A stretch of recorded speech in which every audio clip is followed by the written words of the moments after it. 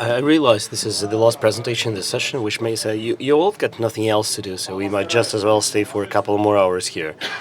I'm kidding, actually. I'll try to confine my presentation to the time slot available, although I usually fail at doing that. So I'll probably have to skim through some of my slides. Now, ladies, gentlemen, my name is Igor Kotenko. I'm with St. Petersburg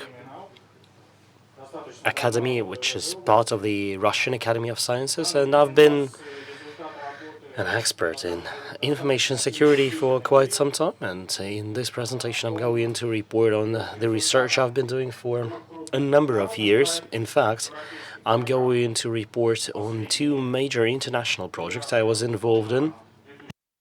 In fact, in previous Positive Hack Days, I talked a lot about these two projects. One is called Positive, the other is called Massive. We are now running four projects for the government or for the public sector, and they have yielded some results and some insights that I'm going to cover in this presentation as well. Are we talking SIEM projects? Well, yes.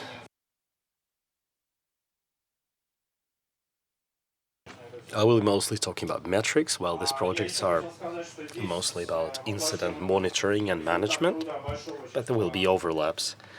And although I'm the only person presenting to you today, obviously a lot of work has been performed by a number of people working in my lab. I'm wondering whether Yelena Donnikova is in the room. She's doing metrics for this project. For visualization, I like to point out the contributions of Novikova, Mrs. Novikova.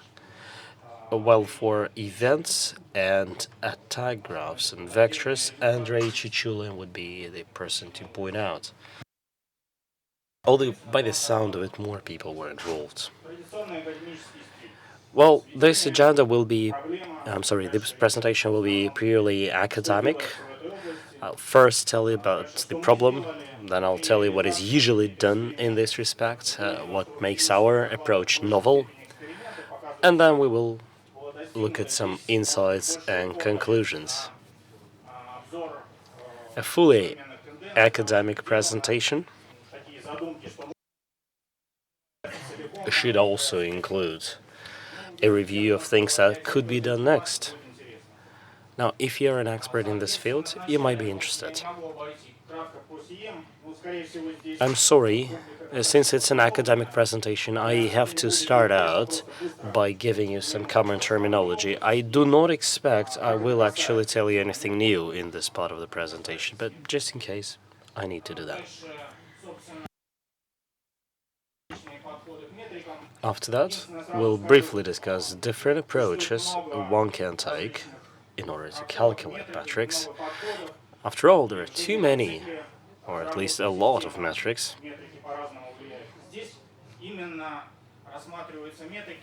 We'll only be considering the metrics correlate with what I call institutional awareness. I will discuss it in more detail later. In this chapter, we're going to discuss different metrics, how they work, how they can be calculated and measured. After that, we shall talk about metric visualization, because calculating is all very well, but without visualization, the benefit will be very limited. Because in real life, it's very important to make sure that an analyst or a security manager or admin finds it easier to monitor the whole perimeter, to monitor all the potential vectors of attack, and actually react quickly.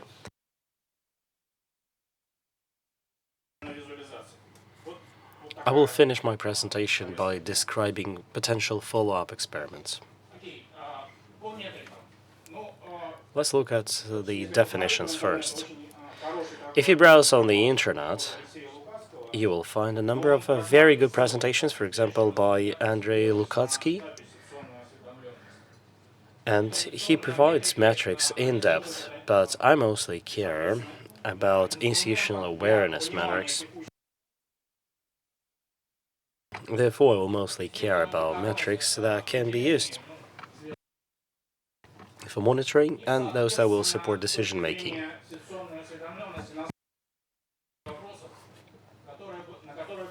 Shown here are all the questions that you will want to be able to answer if you have indeed a distributed system exposed to diverse attacks, both internal and external.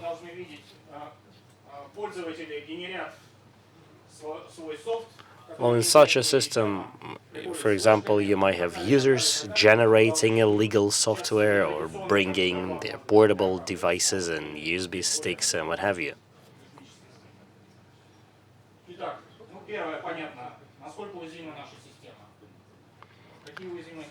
So if you have well-defined metrics, you should be able to answer all the following questions, like what are the vulnerabilities, the key vulnerabilities in the system, which of them are critical, which should be eradicated in the first place, is your system being attacked right now, which particular component, be it a system or an application or a service, has been or will be compromised, who is attacking your system.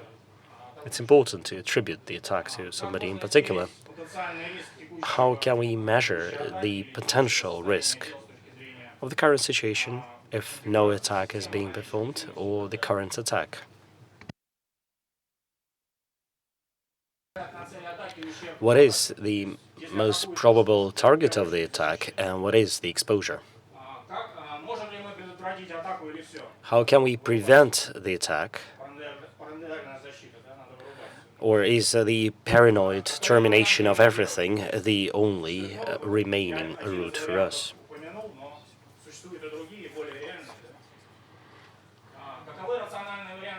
What are the potential responses? Because usually you have alternatives, not just the paranoid or switching off of everything you've got.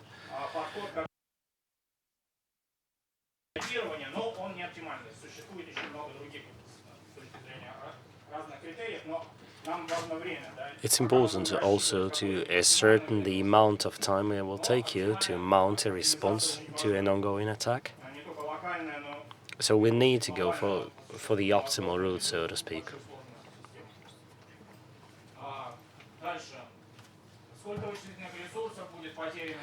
What kind of computational resources will be exposed to the attack? What will be the potential damage? This is in fact a way for us to gauge whether business continuity is going to be endangered during our response or not. Well, this is a toy example for you. Well, this could be your hosts or applications running in a single host. But in any case, you have a system. Inside the system, you have nodes.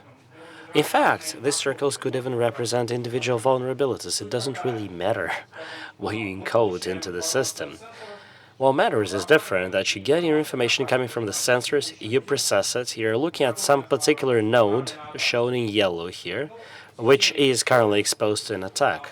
There are some inputs and outputs in every system, including this one. There are some critical resources as well.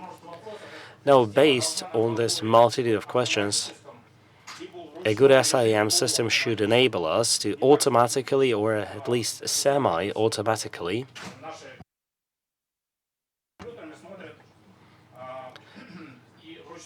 produce quick and reliable answers, because obviously you don't want your experts to manually crunch all that. When done properly, the system should provide you with most of these answers straight away. And now it will fall to the operator to select one of the proposed responses. Or he could run some what-if scenarios and select something that fits better. So let's assume that some preceding events show that, well, for example, several nodes were compromised before that. This is a way to read this particular chart.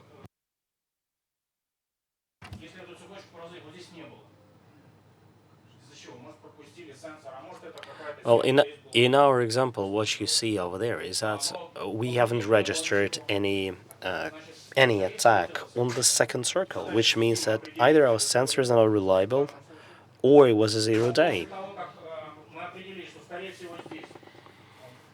Now we're assuming that this is the nodes being attacked at the moment, and you will see there are multiple arrows leading out of the yellow circle. And again, if you build some brains into the system, if you're using this metrics, it will be easier for you to predict which node will be the next target. After all, this is why we need metrics. Well, because many people say, metrics are useless, they don't tell you anything, but in fact, when they can be used as predictors, they can already be worth their money. After all, you cannot always ensure that it's only the experts who are manning your system, and it can be quite difficult for them to keep the whole system in their mind, particularly if it's a geographically distributed, humongous system.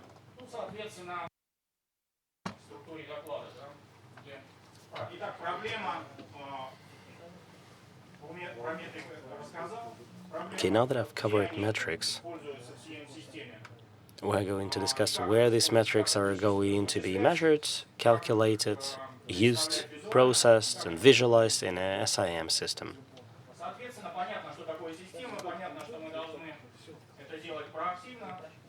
Obviously, we need to be proactive when we do that, because usually attacks don't last for years.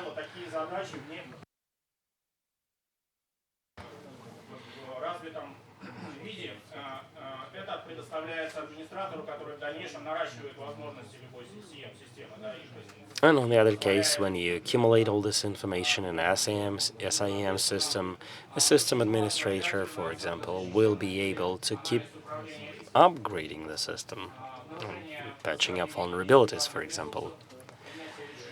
So we are providing here an extended list of objectives for an SIM system, which includes upgrades, among other things.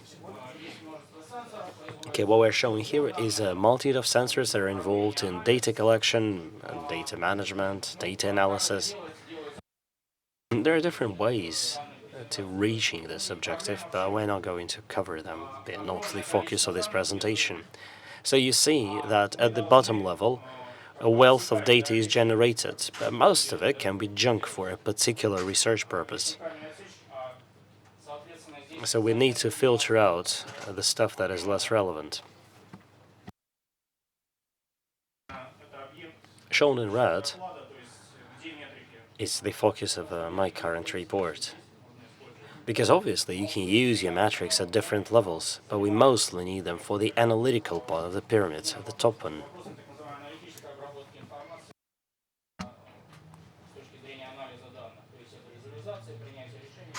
And the stuff we're listing there includes visualization, decision-making, setting priorities, and analysis of events, incidents, and their potential consequences. Oh, the magic quadrants. As usual, we have leaders. These were leaders for 2014, and this must be the emerging leaders for 2015.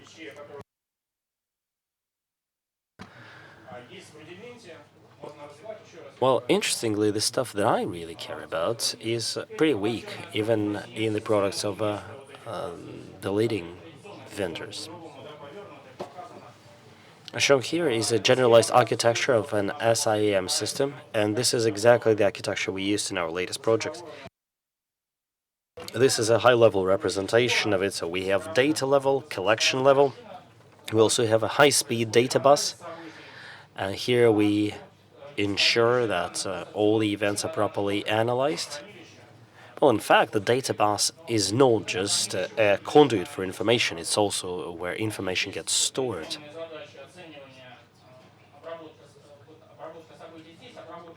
So this is where events get processed here and there, and next we assess the security level.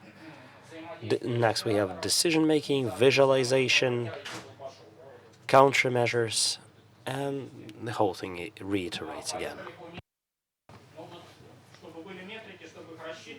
In order to have metrics, in order to properly calculate metrics, you obviously need to have underlying models. Usually these models are called attack models and countermeasure models. And listed here are the reasons for having those models in the first place, but they are sort of self-explanatory. When you have a model for an attack, it's easier for you to predict the next target. Correlation of individual security events would be another objective. You can in fact talk about multi-level correlation. I'm in fact referring to high-level correlation when all the events have been collected, when you've normalized, cleansed the data, and when you feel that, okay, you're lacking some events for a full picture, and on the other hand, you understand that some data could be extraneous, unnecessary for the needs, for the purposes of the follow-up analysis, which means that you have to deal with data redundancy. Again, most of these problems could be sorted out through automation. Well, next, you calculate the protection or security levels, and other objectives could include development of the right set of countermeasures, among other things. Let me give you some bibliography here.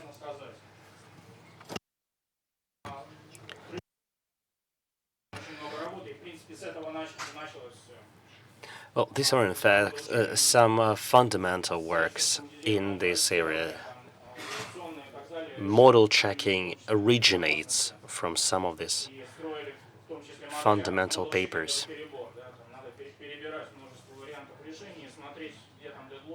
Well, model checking often involves browsing through a number of options and variants and eradicating the dead ends. So we have expert systems, conditions and preconditions. Again, lots and lots of good publications on that. A logical approach. Prologues and data logs are based on them. It's where logical computation is heavily used. Well, in fact, it's pretty similar to expert systems, however, the logical approach is slightly different. And in a way, it's more classical because they apply both the resolution principle and the conclusion principle. And finally, attack graphs, in fact, attack trees, because attack graphs, they would be cyclical and that would be more complicated, while attack trees are essentially the dumbed down version of attack graphs. Maybe that's what made them popular. Next, we are looking here at attack scenarios and perp models. A very important concept, in fact. And I'm mostly talking here about Western American models, to be precise. Not a coincidence, really, given that the guys seem to lead the world in this respect. So for national security purposes, we might probably need our own models, but they will take time to develop. So what I'm showing here, for example, is specs and standards for platforms, vulnerabilities, vulnerability assessment, attacks, weaknesses, and configs, and you know all these abbreviations. Security metrics, there are lots and lots of great publications on combining dependency graphs for services with attack graphs.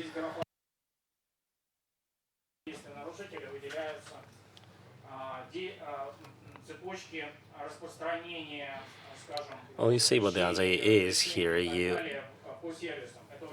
see how a particular attack graph will propagate in a particular system. So, for example, your countermeasure that would ban a particular vector of attack would thwart the attack in a different direction And a good system should actually show where you're going to by channeling the attack to a particular route where you might endanger your business continuity SLAs. So you need to see the service dependency even when you are trying to protect the system from an attack. An extremely important group of papers deals with zero-day attacks.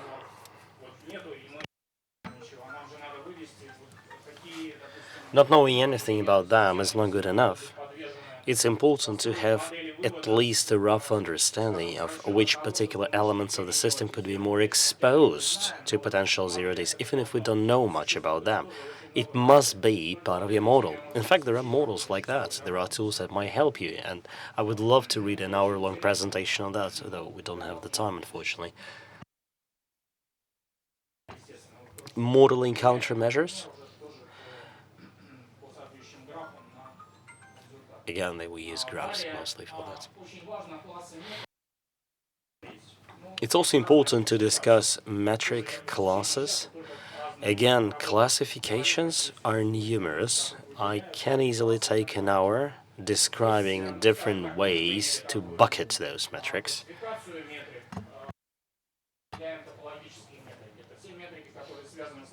Well, quite often, the classification used is topological.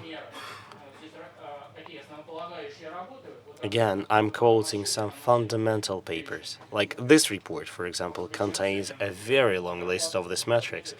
This, in fact, could be the biggest impact of my presentation.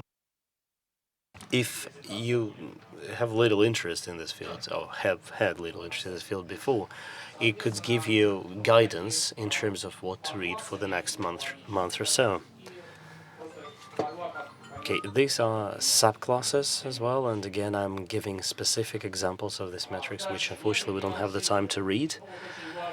Another classification would deal with the metrics of the perps, because indeed it's quite interesting, in many cases very useful, to have at least a rough understanding of who you're dealing with. Is it a script kiddie or is it a state, which is essentially an APT? We've heard today already that it's very easy to ascertain what kind of threat you're seeing, but in fact, sometimes it isn't. Attack and countermeasure metrics. We've mentioned that already. You see a particular point in your graph and you want to know what's going to happen next and what will be the consequences of the next attack. There can also be some integrated, holistic metrics, or system-level metrics as they're also often called. They give you, well, a general reading for the whole system and its current health state, if you like. Now, when you see the high-level picture, it is easier for you sometimes to drill deeper into a particular issue, like somebody keeping a USB stick in their desktop, or a particular application being compromised.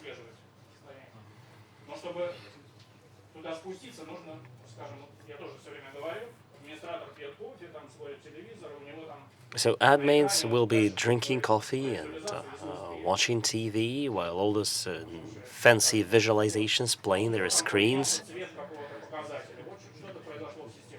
And then they see that a particular metric has changed color, and that should trigger his attention, and he should drill deeper.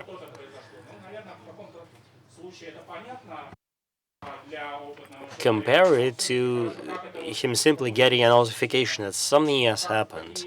Now, if you do not provide enough details, it could be difficult for a less experienced system administrator to quickly predict which other elements of the system could be compromised next and what kind of exposure at a systemic level we're talking about.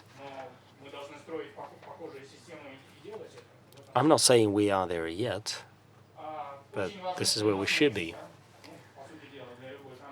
Cost-benefit analysis is also very important. This is what most organizations will care about, like how much it will cost you in order to deal away with a particular threat. And I've mentioned already zero-day vulnerability analysis. This is something that gets researched a lot today. I assume this is something that you know, right? This is a good metaphor. We are talking about standards. I'm not going to provide you with an in-depth description. Let me simply explain that CWE, CAPEC are not shown here for no reason. We show a particular vulnerability and a particular vector of attack.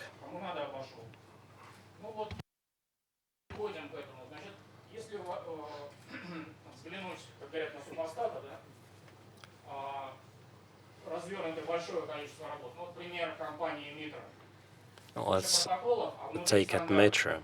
Now, they have lots of protocols, and they also have lots of standards.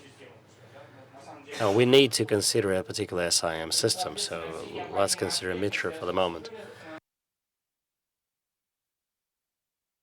You see, there are lots of functions here, such as assets, discovery, and stock taking, if you like, inventory, and so on and so forth. Enumeration, analysis of vulnerabilities, analysis of configuration management, and so on.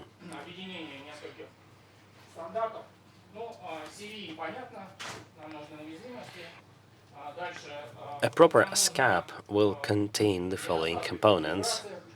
We need, for example, to know which vulnerabilities exist and what kind of config vulnerabilities we should be aware of. So this means we need to have access to this database. We also need specs for state controls and control checklists and what have you. Shown here are lots and lots of other standards and protocols. I haven't even had the time to mention them, but obviously you will need most of them. This goes for MEC and CAPEC and CWEs.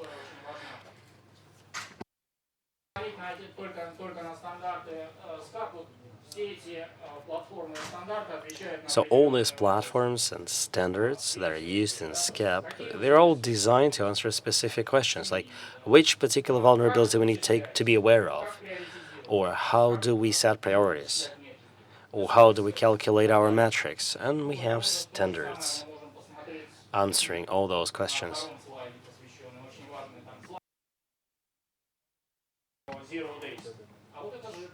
I've mentioned 0 days, right? And this is a methodology for that particular case.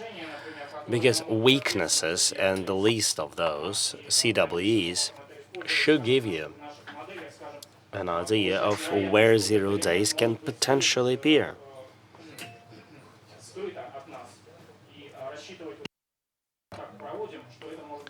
So when you calculate or when you predict vectors of attack, there's something to keep in mind. CVSS, Common Vulnerability Security Scoring, is an extremely important standard. I assume you have significant knowledge in this area already. For attack graphs, for example, it is very, very important to take into account access complexity.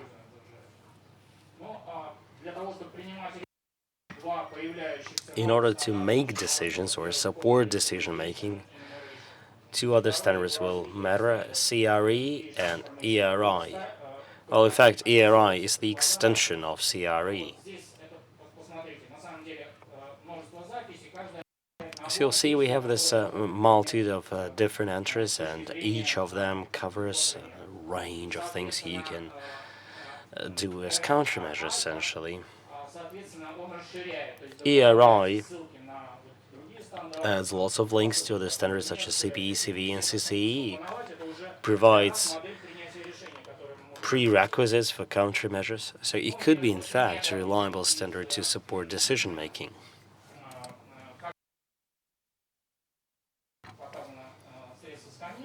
What we see here is a range of scanning tools, and then information on CCEs and CVEs comes from them, while CRE and ERI are used over there in order to support decision-making.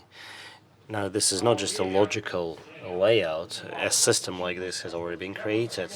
It's a shame we have so little time, really. I wanted to tell you about some general metrics that are general, but interesting in a way. So in order to assess at a high level the general state of the system, they could be quite good. Well, for example, attack surface can be assessed like that.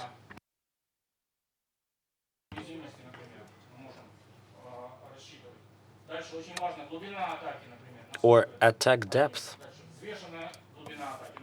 a weighted attack depth. A system immunity level would be in fact the inverse of the attack surface. If it's a fast attack and you have a large system, say you're a large corporation or a big country, this one will show the speed of propagation, AES.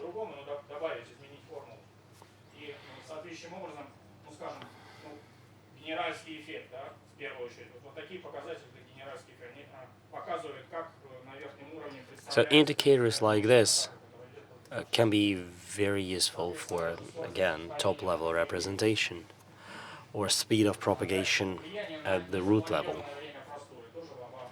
NUDI, DUDI should be total impact on downtime, right? SRTs, average recovery times, and so on and so forth. These are well-known indicators, but I must mention them. Vulnerability density, weighted vulnerability density, and so on.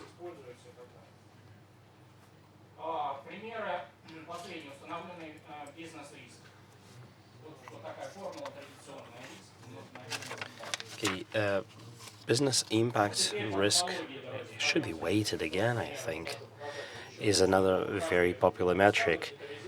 I'd love to give you more details, but let me just give you a single example that should flesh some of these items out.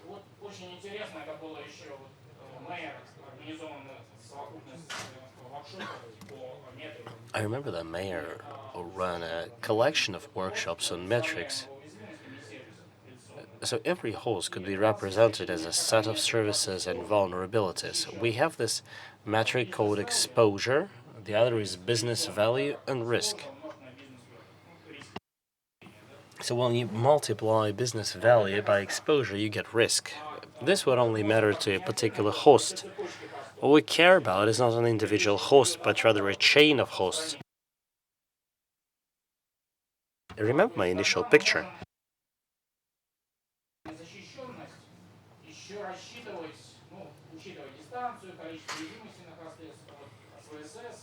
We can actually take into account the number of vulnerabilities, the distances between them, and we can arrive at a kind of comprehensive exposure metric for the whole system that gives you a holistic measure of exposure for different chains of hosts and their exposure to different vectors of attack.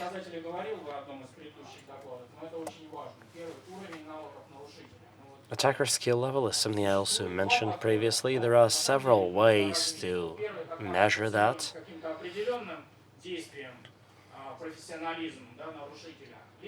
In some cases, we can attribute professionalism to a particular action or chain of actions. Or alternatively, when you see, say, a chain of events with missing links, a missing link means you're dealing with a 0-day, and this means you're dealing with a professional. Even if he bought the 0-day exploit, that means he's a professional.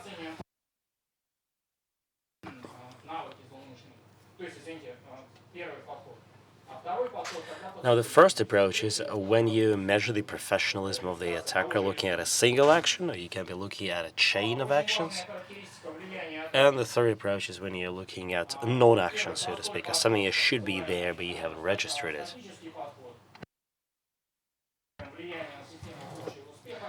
Again, we can be measuring attack impact statically,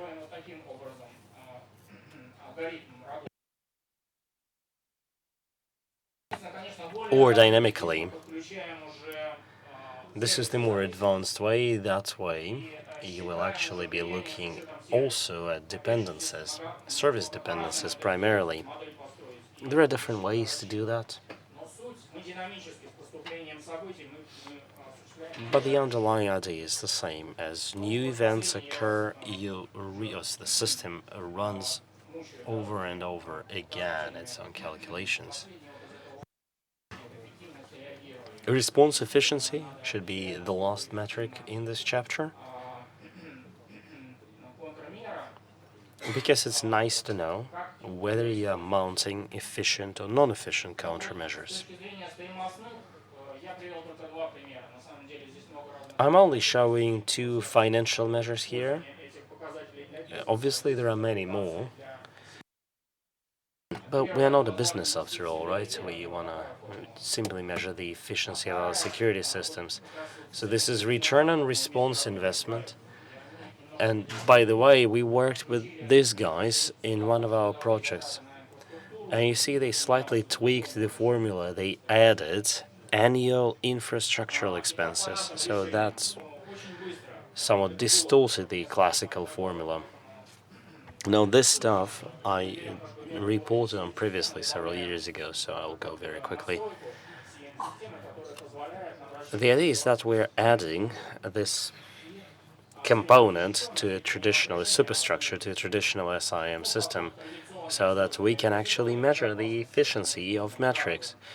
So we can be using, for example, a security repository, and we'll be having, for example, service dependency data and metrics and so on. A range of diverse security indicators can be calculated. We discussed some of them. And we can also have this stochastic probabilistic approach for predictive analysis purposes. So these are different tools we can use in order to generate attack graphs, to analyze attack graphs, and most importantly, to support decision making.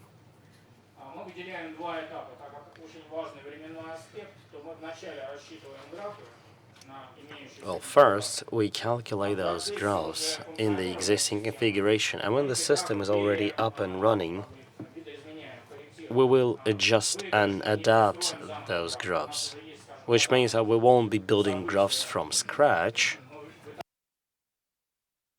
We'll fire up an existing fragment of a graph, but then we will have the option of modifying it. And that's why we mentioned that we have these two stages here.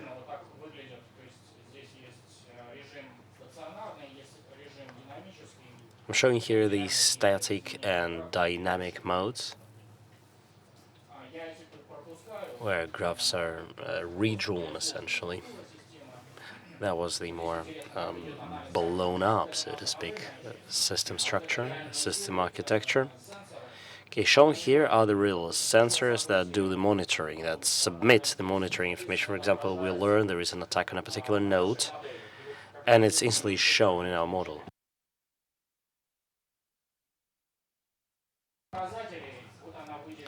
Set of indicators. Yelena Donnikova, is she here now? This is her work, essentially. So we are showing here all the main groups of indicators, the sources of those indicators, and the integral indicators as well.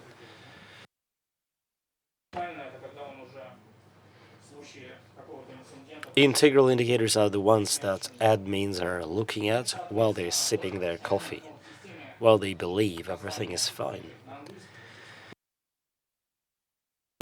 Helpfully, names of the metrics are in English, because this is how we designed it all for the project. We've covered the most important ones in any case already. There are several different methodologies used in order to calculate security measures and indicators. Some can be statistics-based, if you like. No, it must be static, not statistical. I'm sorry. So static, which means that they sort of give you a prediction, right? It can be used beforehand, while dynamic ones are more important when you're actually experiencing an attack. Well, you see here the host vulnerability metric, and you see it's pretty simple. It comes from CVSS. You select on the host system the vulnerabilities that are considered critical. You will remember that in it must be CVSS. Criticality is from 7 to 10. Scores from 7 to 10. Then we run normalization. We calculate weaknesses in order to take into account potential 0 days. Host criticality as well. Confidentiality, holistic, completeness or comprehensiveness, and accessibility are the key 3 measures. And attack potentiality, again, we're using the WISE formula here. Decision-making metrics that are usually relied upon when you need to develop countermeasures. They rely on CRE and ERI. And these are the usual fields. You have, for example, name of a measure, which group it belongs to, next its description, an example, and so on. Platforms, vulnerabilities, implementation, impact, scope. So these are all the attributes that you need to take into account in decision making. And next we bridge the model for countermeasures to the attack graphs. And such a model will show how your particular countermeasure is going to thwart or divert an attack.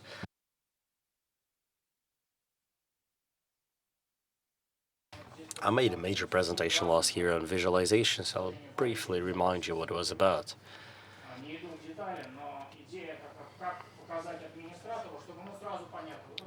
It's indeed important to visualize the way security rules work for the administrator so that he has no doubts at all what is and what isn't allowed.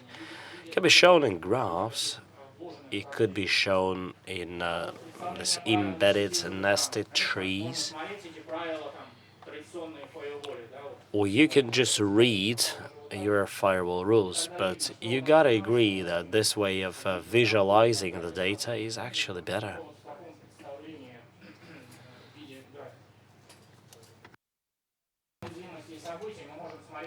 We can represent events and vulnerabilities like that. What's nice about it is that you see it for the previous 24 hours, right? And what's nice about it is that it also adapts to time of the day. It will turn black during the night. It stays white during the day.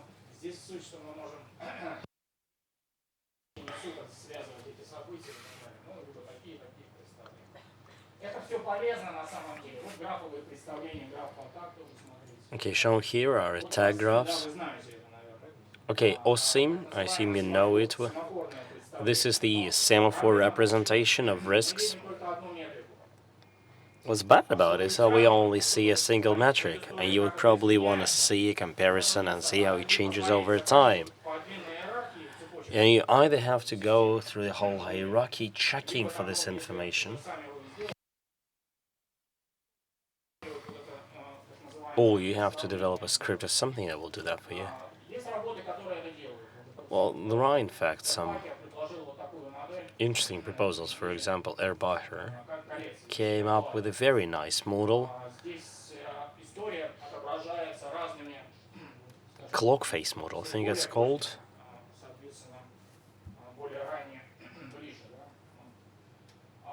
So later events are usually shown on the periphery of the circle.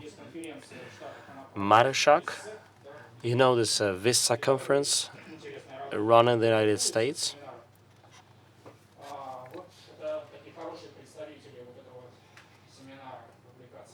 And this is one of the best works they produced, I think.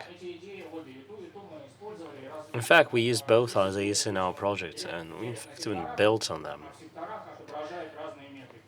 So the way it works is that they show different metrics in different sectors of this circle. So if you have, say, 4 to 10 metrics, it's pretty easy to show all of them in a single chart, and an admin can react pretty quickly to it. With a little bit of training, the administrator should be able to react very quickly.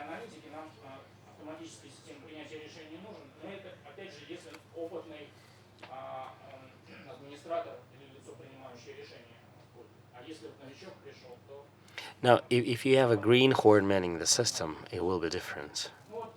But an experienced operator will react very quickly. So we actually played with it and tried representing it differently. You see, there are several attributes here. So the bigger the rectangle, the higher the criticality, while the color denotes the level of exposure, if you like, whether it's a serious weakness or not.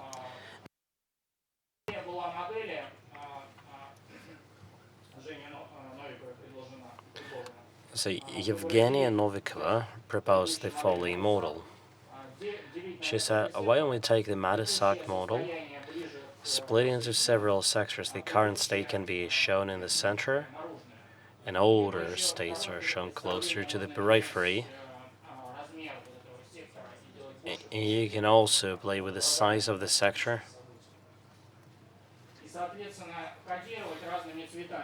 And she also had the idea of using color coding. There shouldn't be too many colors, right, to make sure there is no confusion on the administrator's side.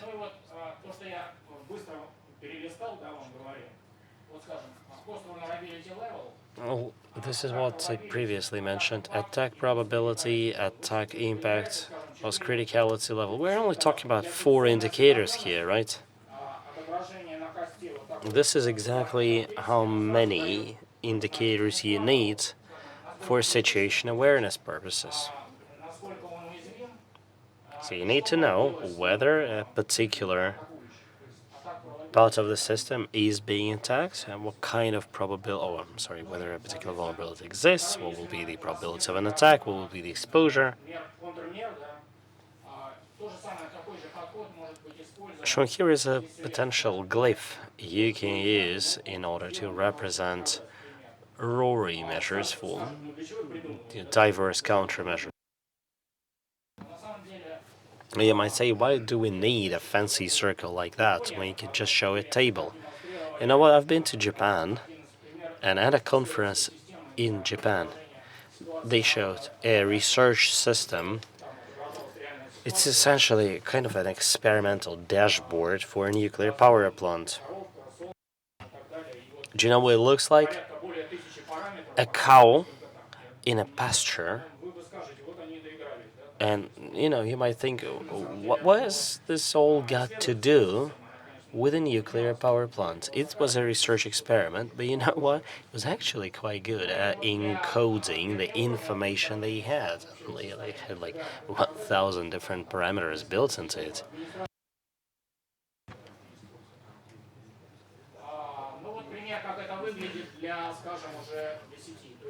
This is what it might look like in a particular network.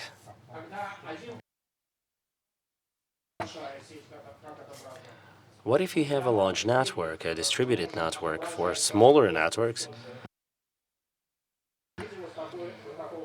you can show a particular host as a glyph.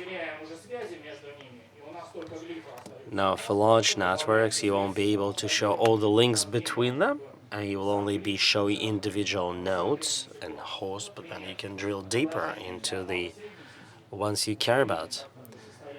Okay, this is what it would look like for a small or medium network. This is what it would look like for a bigger network. So links are lost, but as a exchange, so to speak. In return, you have the visibility of the whole system.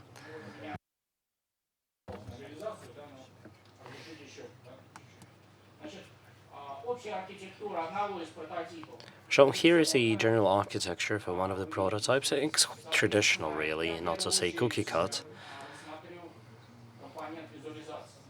Let me talk in detail about the visualization component. What's nice about it is that it enables you to connect other components of the SIM system. It also supports the use of information from different components for visualization purposes. It was produced as part of this project, and different partners developed their own components, so it was very important for us to know all the interfaces. I'm just showing you several graphic interfaces. Okay, shown here are the integral indicators. I'm sorry. So the moment you see red color there and you're the system administrator, you understand that the coffee time is over. Now you see Property Explorer, Network Explorer. This is the topology we discussed previously, and you can represent your topology differently. It can be done like that, or like that. Or you can be showing a tag graphs there. That would be a different topology layout.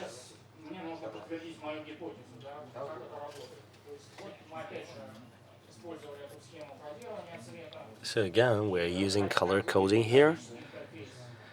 And this was the particular GUI that we used.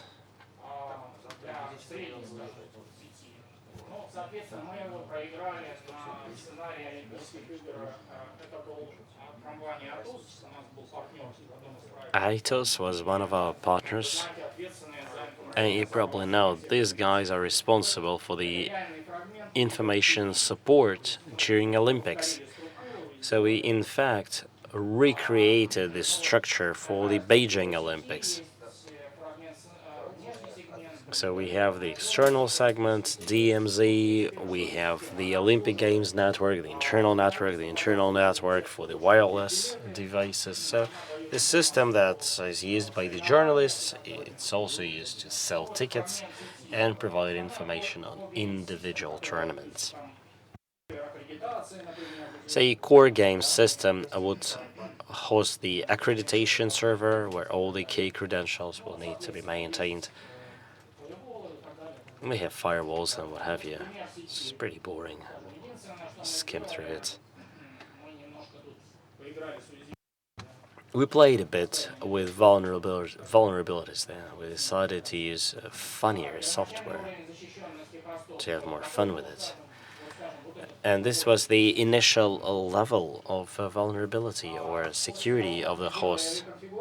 But after we reconfigured the network, it changed to something like that. Now you can compare the two pictures. There are different ways to do your visualization.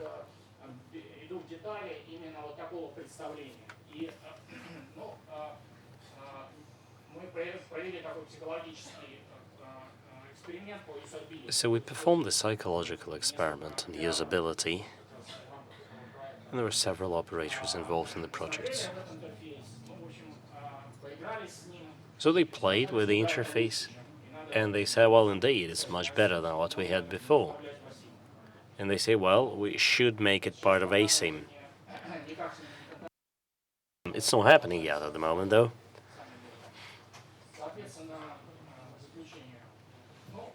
I'm wrapping up now. Right, this is an academic presentation, so we need a conclusion part. Okay, I covered the current state of affairs in this industry. I gave you a listing of all the tools and methodologies that exist in this area. I also provided a kind of comparison. I also presented our own solution. It has the following benefits. First, it enables you to assess the overall state of the system. It also supports proactive monitoring, and it supports decision-making in terms of developing countermeasures. Well, you can also play with what-if scenarios. You can actually simulate on the system whether a particular countermeasure is going to undermine business continuity and whether it's going to thwart an attack or not. There has been a number of publications. Well, for example, this presentation will be available on the website, so I'm not going to list any particular references here. Most, you will notice, of these publications are in English, but some are also available in Russian. So we are going to continue developing and upgrading our model. We want to implement it in our standalone project as well as in our joint collaboration project. We're also trying to develop our own tools that will help others measure the efficiency of SIM systems. Okay, shown here are all the details, contact details, a list of projects we're working on now, and also the thank you list. Thank you very much. I'm not sure I have time for questions.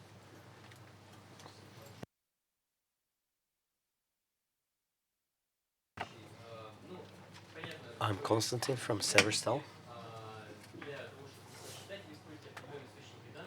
Understand. You rely on some data sources to get your metrics.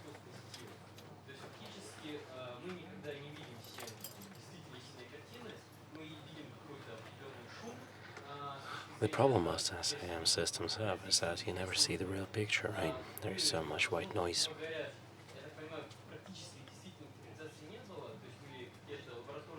And I understand that the system you're telling us about is essentially research, it's experimental. Well, we have several prototypes. Individual components have been delegated to partners. I don't know whether they're going to transform them into commercial products or not. Have you done any value contribution research? I actually mentioned that in my speech.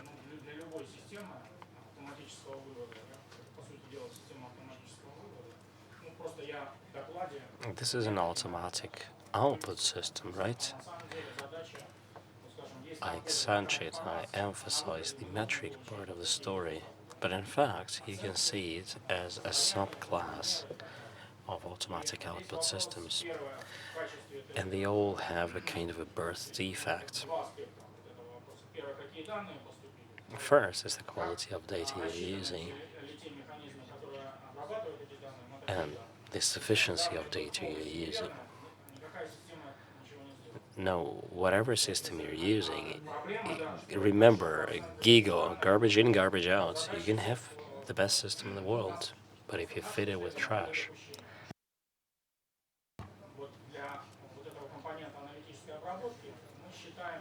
What's also important is that we make this assumption that the data we are using will be relatively good. We have an underlying assumption that some data might be corrupted, some data might be lost. So a certain margin of error is built into the system, but generally we rely on data quality.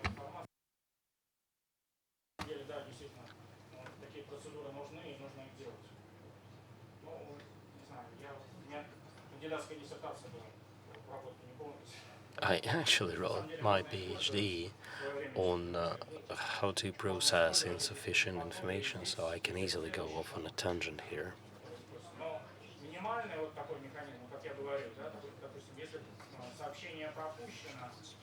Now, for example, if you've missed a message, be a particular, event notification, right? It's not there, but you can still see like a string of others. It's easy to reconstruct when you have too many false positives.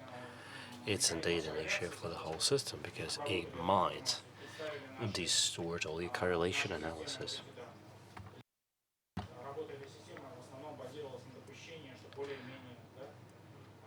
So, to answer your question directly, our system is based on the assumption that data is generally reliable.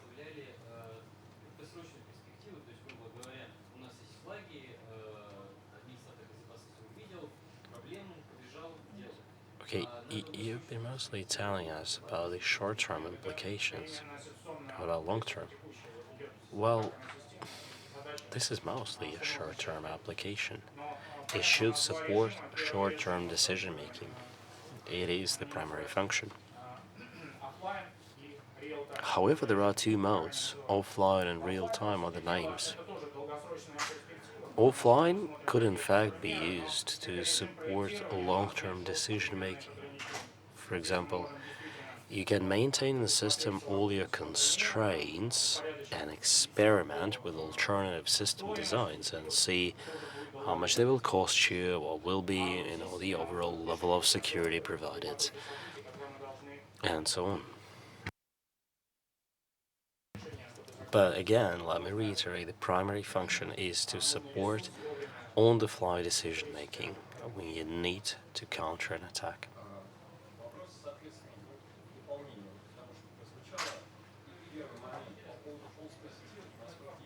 My first question is about false positives. I understand most false positives result from ad hoc decision-making, mostly by the analysts, not in the systems.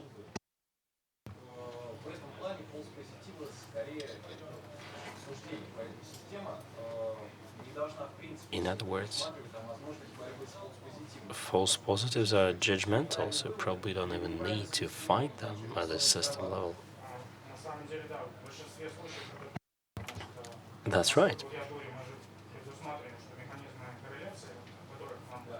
I did mention that we make this assumption that correlation routines do a good job, which nobody really guarantees. So we must make assumptions that will be contrary to this one, really, that sometimes these correlation models will fail. What about long-term attacks? Well, for example, if there is an APT happening at your infrastructure, will your system be good at helping you analyze it all? Because you can log all this security events to some ARC site or whatever.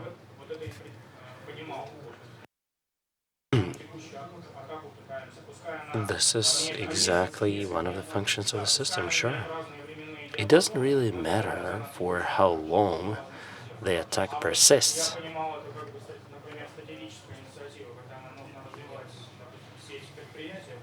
You know what I talked about when I said offline mode?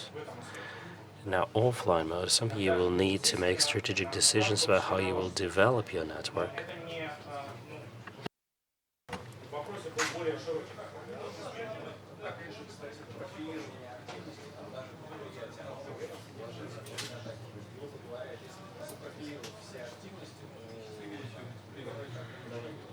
I can barely hear what the guy says. Well, much will really depend on how you develop your output models.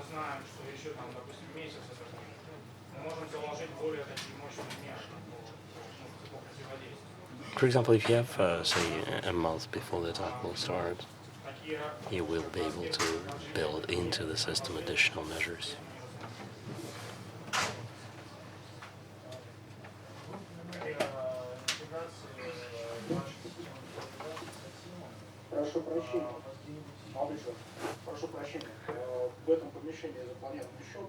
I'm sorry, gentlemen, there will be another event in the same room in like 2 minutes. Oh, good. So this puts the lid on this particular session, but Mr. Katenka will